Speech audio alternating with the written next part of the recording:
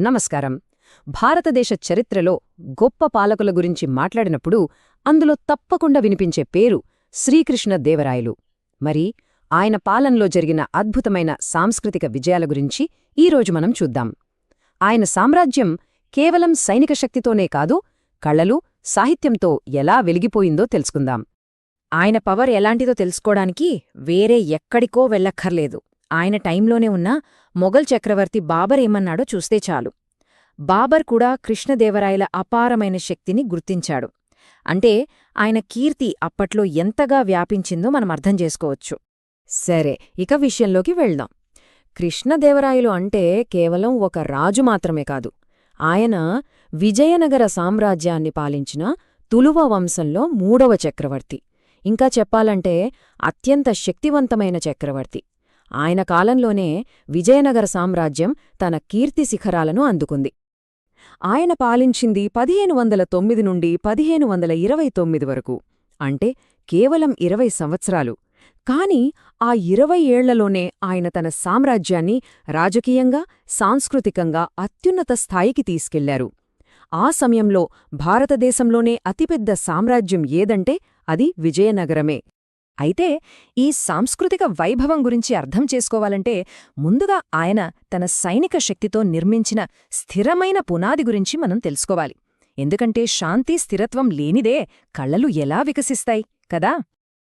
ఆయన సాధించిన కొన్ని ముఖ్యమైన సైనిక విజయాలు ఇక్కడ చూడొచ్చు. 1509లో దక్కన్ సుల్తానుల దాడులకు ఒక ఫుల్ స్టాప్ పెట్టారు. 1512లో ఒడిషా గజపతుల దగ్గరున్న ఉదయగిరి కోటను గెలిచారు. ఇక 1520లో రాయచూర్ యుద్ధంలో సాధించిన విజయమైతే ఒక నిర్ణయాత్మకమైనది.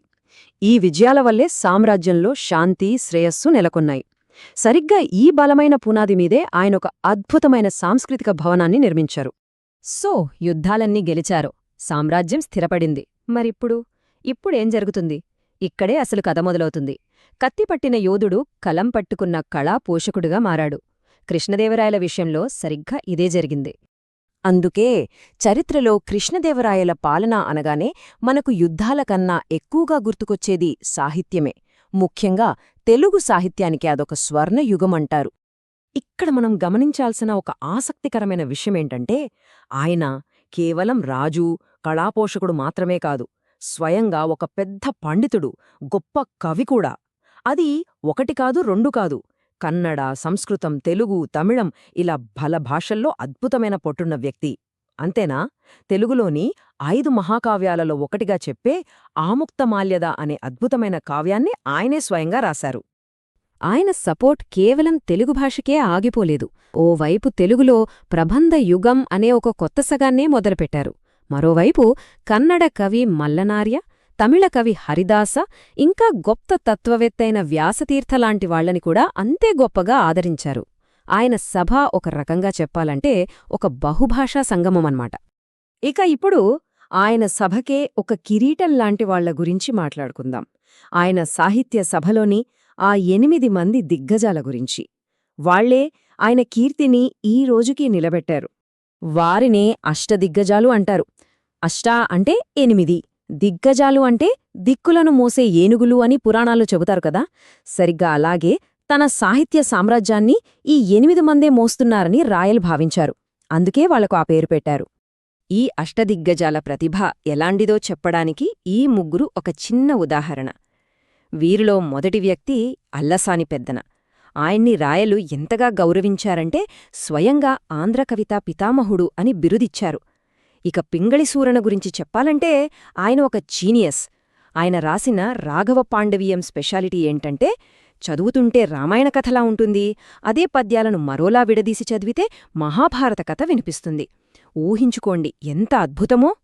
ఇక ఈయన గురించి ప్రత్యేకంగా చెప్పక్కర్లేదు. మనందరికీ తెలిసిన తెనాలి రామకృష్ణుడు. ఆయన తెలివి, హాస్యం గురించి మనం చిన్నప్పుడ్నుంచి కథలు వింటూనే ఉన్నాం. ఆయనంటే తన ఆస్థాన కవులకు ఎంత గౌరవమో చూడండి. కవి ముక్కు తిమ్మన ఏమన్నారంటే, ఓ కృష్ణరాయ, నువ్వు కత్తిపట్టి యుద్ధం చేయక్కర్లేదు, నీ పేరు చెప్తే చాలు శత్రువులు భయపడి పారిపోతారు అని. అంటే ఆయన కీర్తి, ఆయన పరాక్రమం అంత గొప్పవి అన్నమాట. సరే, ఇదంతా బాగుంది.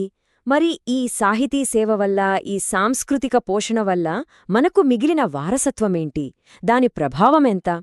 చూద్దాం. చూడండి, ఆయన పాలన వల్ల తెలుగులో ప్రబంధయుగం మొదలైంది. అదొక గోల్డెన్ ఏజ్. కవిత్వానికి, పాండిత్యానికి రాజసభలో ఎనలేని గౌరవం దక్కింది. అన్నింటికన్నా ముఖ్యంగా ఆయన విజయనగర సామ్రాజ్యాన్ని కేవలం ఒక సైనిక శక్తిగానే కాకుండా సౌత్ ఇండియా మొత్తానికి ఒక పెద్ద కల్చరల్ హబ్గా మార్చారు.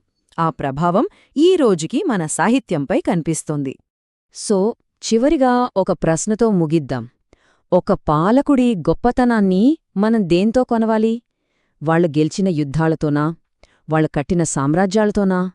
లేక వాళ్ళు మనకు వారసత్వంగా ఇచ్చినా ఇలాంటి గొప్ప సంస్కృతితోనా? దీని గురించి ఆలోచించండి.